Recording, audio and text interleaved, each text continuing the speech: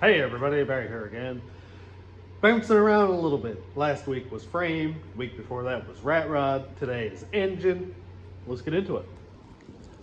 Here is the aluminum 5.3 that's going in Desperado, which if you haven't seen is this 2005 Escalade frame that I extended by 3 inches so that I can put a single cab short box body and bed on it. And I will be fish plating this, don't worry. Don't yell at me in the comments. But for today, I'm just going to take a little bit of a break from the welding and fabrication, going to hone the cylinders, maybe bring it outside, power wash the block again, something like that. So it's going to be a little bit of engine stuff. I got to clean up the rods, pistons, wrist prints, clips. After I hone the cylinders, maybe I'll gap the rings. So it's going to be a bit of engine stuff today. And I've done this before, but well, let's do it again. I suppose really the first thing we should do is hone the cylinders, because there's not much sense for me to power wash the block, get it all nice and clean, and then go zzz with a bunch of metal shavings. That seems kind of backwards, doesn't it? And then after that, I can put the cam in, and then I can put the lifters in, and then I can start building stuff up from the bottom. There is a truck outside that in the bed of it, there's a 5.3, and I'm going to take the crank out of. I'm going to take the no, actually just the crank. I don't need the rods, pistons, anything like that. I have all that stuff. So I'll just take the crank because it's a Gen 3 crank. I have done videos on before on putting a Gen 3 crank into a Gen 4 block and making it work with the Gen 3 sensors. We'll talk about that a little bit later in the video or in another one. We'll get at it.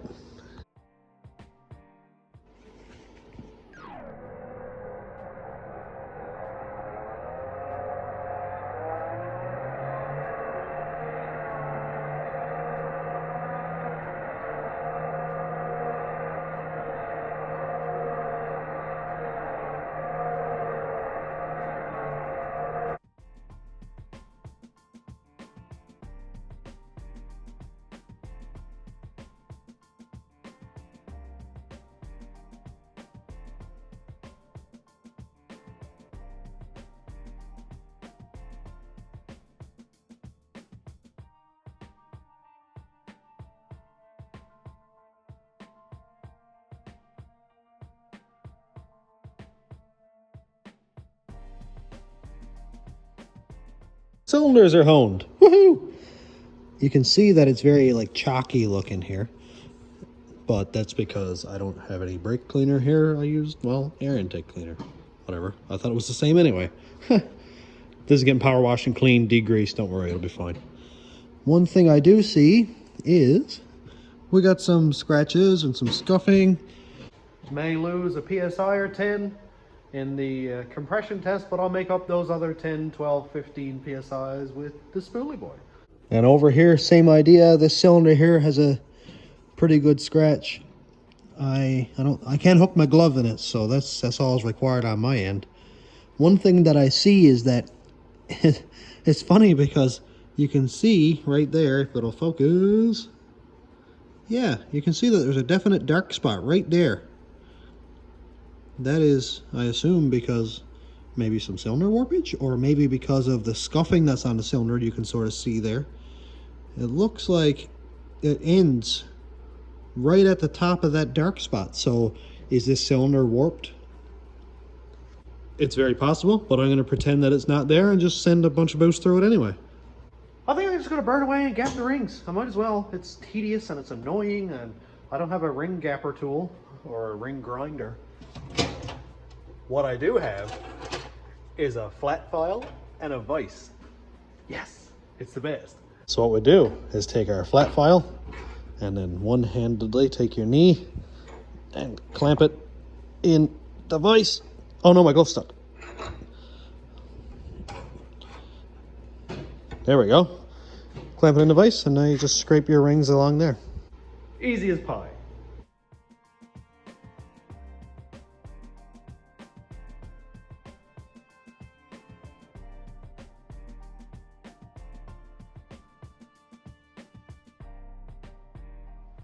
I really don't like how these rings look. Kind of a hard way to start an engine build, isn't it? I don't want to buy new rings. But look how it's supposed to be completely shiny, of course, and that isn't dirt. I think that may be material missing from the ring, because I assume it's like a polished ring or a plated ring maybe. But yeah, it's got them real hard black. That ring, maybe it's only, oh, okay, here are the top compression rings. That one doesn't have as much of it. It must have been only the DOD rings. Yeah, that's got some rust there. The end of the ring doesn't look great. I don't know, man. I don't like these rings at all. Look, that one there got it really bad. I wish it would actually focus. That's not too bad. That one's got it really bad. I am not going to use these rings.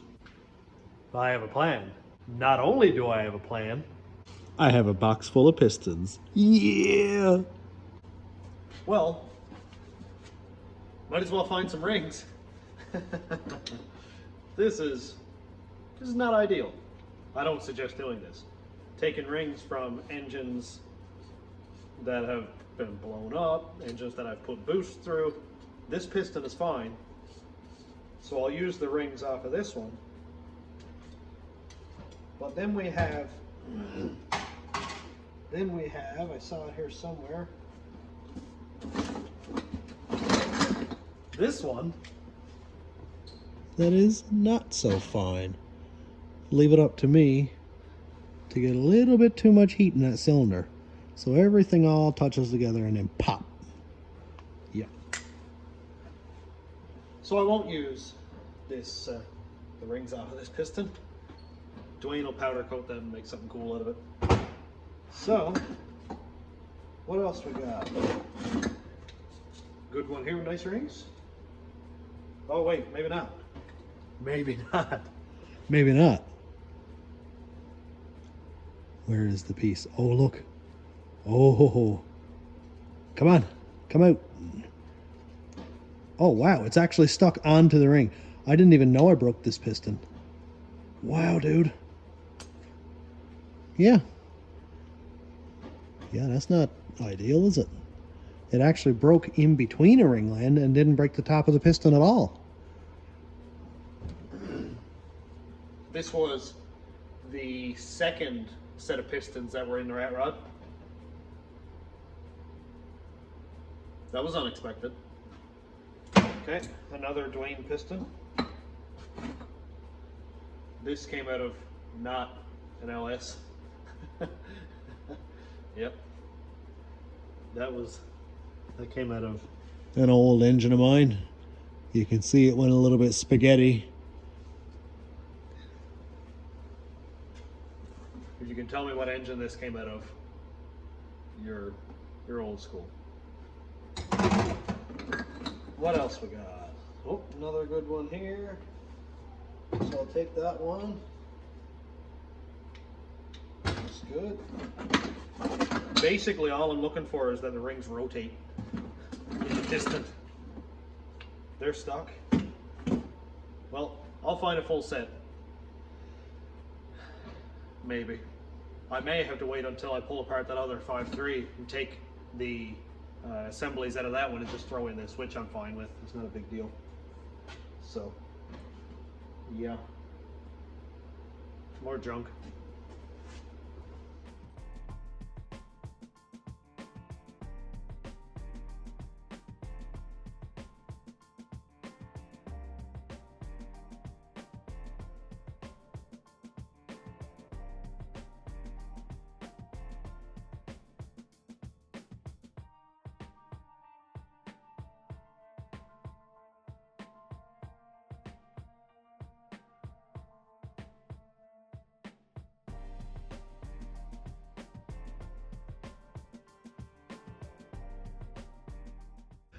Going welding, going plating stuff up. Let's have a look at this frame so that we're all on the same page in case you missed the last video, or if you're new here. A little bit of an introduction. I'm building a 2003 single cab short box Chev, and I say 2003 because that's what the cab is. Behind me is the Escalade frame that it's going on. This is a 2005 Cadillac Escalade. It's the short wheelbase one. The wheelbase from center to center is 3 inches shorter than a regular cab short box GM truck.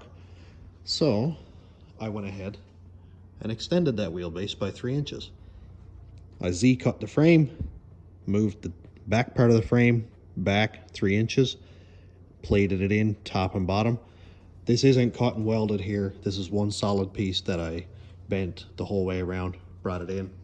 There was one bad spot right here, as you can see, that I found after, so I fixed it. Everything here is butt welded. It's not lapped over the top or anything. I cut out all the rust and fixed it. And now I have some steel over here. This is 1/8 inch thick by 4 inches wide, and I'm going to fish plate this.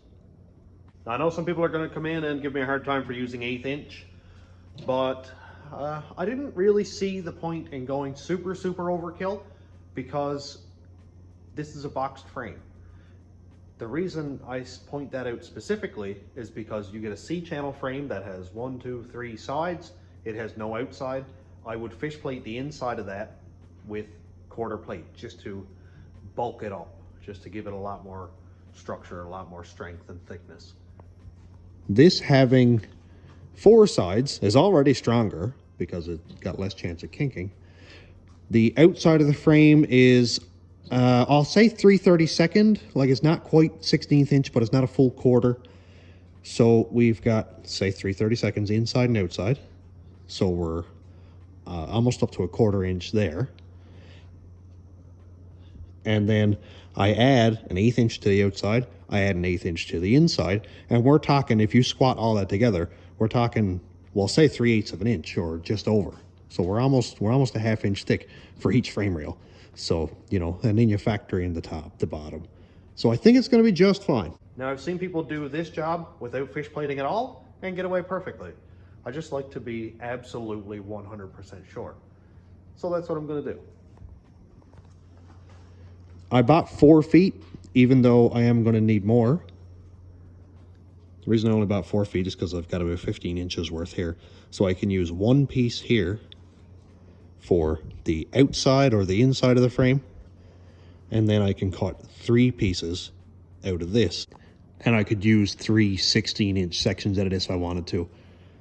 But the thing is, we look right here, and I'm going to start from around this weld right here because it does step down, and then I'll come up to probably just behind this cab mount here. So this is going to be around, I'll say 14 inches. So the 2 outsides I'll do shorter, and then the insides, as you can see, there's a lot more real estate there. I'll use whatever's left and go much bigger than I even need to.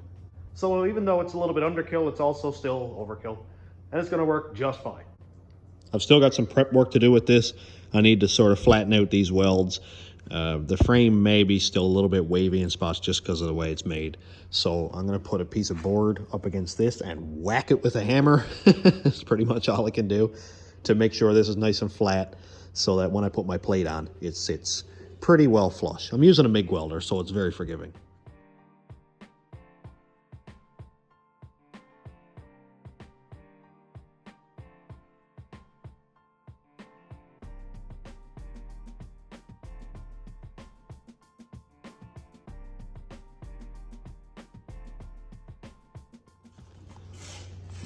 What did you find? Needle and needle. You found metal? Woo! How did you... Rest, needle, rest. How did you find metal in this I frame? don't know. I thought it was all rust. Yes. Oh, back to the engine. There's a lot less rust on aluminum. You have fun with the frame. By the time I'm done, this whole thing will be needle. Or most of it will be gone because it's mostly rest. Most will be on the floor, right? Yeah. Like that pile, yep.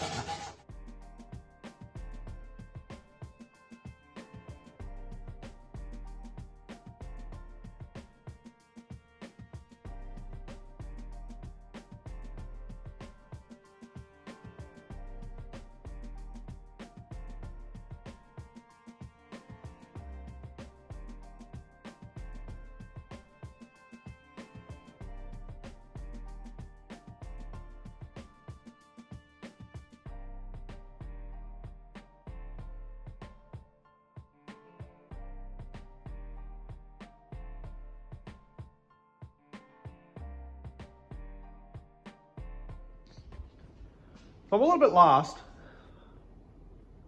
Anyway, back to the frame. I am going to grind all the welds down. I already actually started doing that, but you can see right here that they're starting to flatten out pretty good, and I just got to grind them down, fish plate it, weld it. I'm on my lunch break, don't want to waste any time. Let's start welding.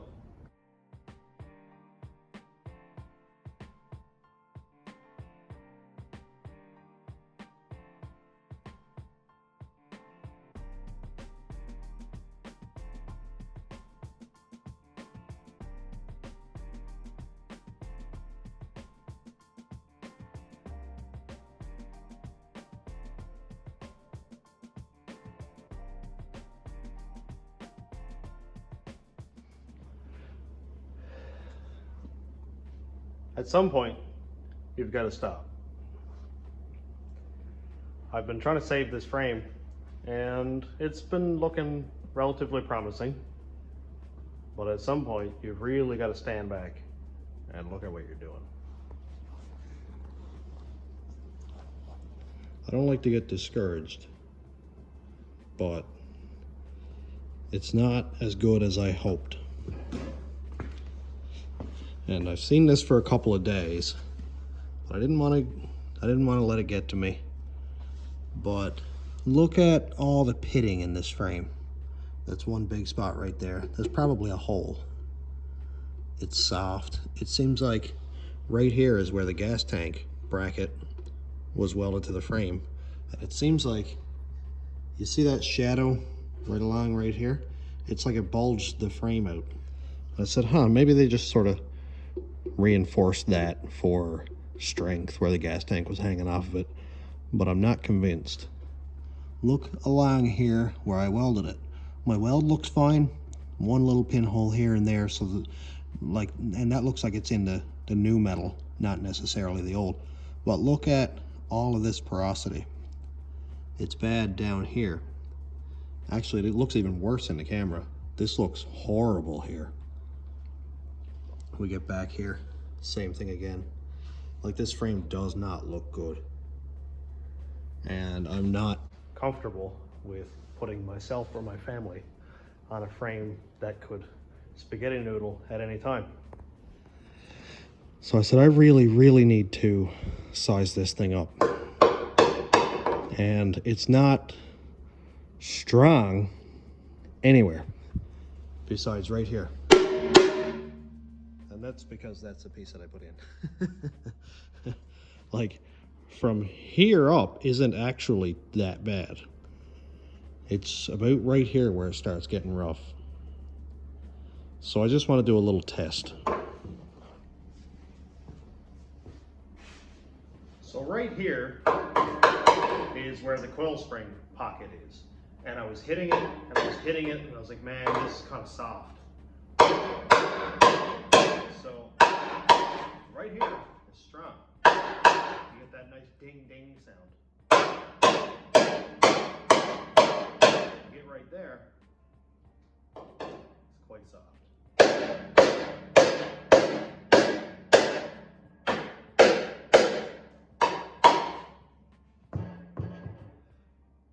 I'm nervous. Especially right here. Let's just try something here.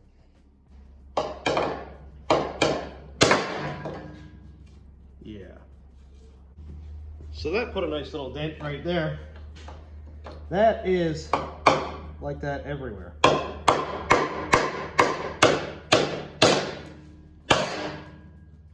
Yeah, it's not supposed to do that. This is not sharp. I'm going to try to do my best to get the camera on a good angle here, because I don't know if I'm getting the effect that I want to show here. I am nervous. I don't like it. What I'm looking at, what you'll see, is the frame denting in as I hit it. And 1/8 inch steel, which is what these frames would have been made out of, or between 16th and 1/8, good solid steel should basically bounce the hammer away and not the hammer move the frame. So let's take a look.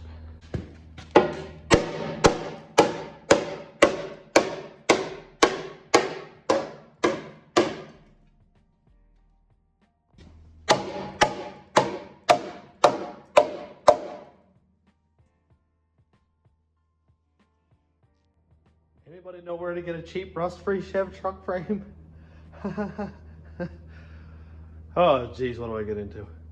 Well, there's no sense quitting. I am on the lookout for another frame. If you know of one that's good, I might even have something out back that has a back half that I can cut off.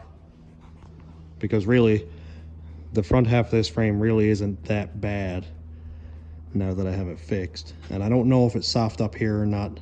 I can't say, but it looks really good. This is not what I hoped for. And I did do my homework. Maybe I just didn't hit it hard enough. Maybe I was subconsciously sparing it a little bit. I went over it with a rubber mallet first and took off all the flakes. Then I went over it with a ball peen hammer and just dink, dink, dink, dink, dinked it around. Maybe I wasn't being aggressive enough, knowing that it may have been softer than I wanted to see. But as of right now, this frame is crusher material. I put 5 feet of 3-inch wide, 1/8-inch pipe into it and a little bit of, you know, I got time into it. As for the money, I've got probably $30 worth of steel and 30 or 40 feet worth of welding wire, which is, you know, that is what it is. This is not totally a waste. I have a lot of Cadillac parts. I didn't actually pay anything for the Escalade itself, besides with $350 worth of gas to go get it and a day, but whatever, no big deal. It was a Sunday and I had nothing to do anyway. My wife and girls were more than happy to come out and do shenanigans with me. I got the whole Cadillac front end.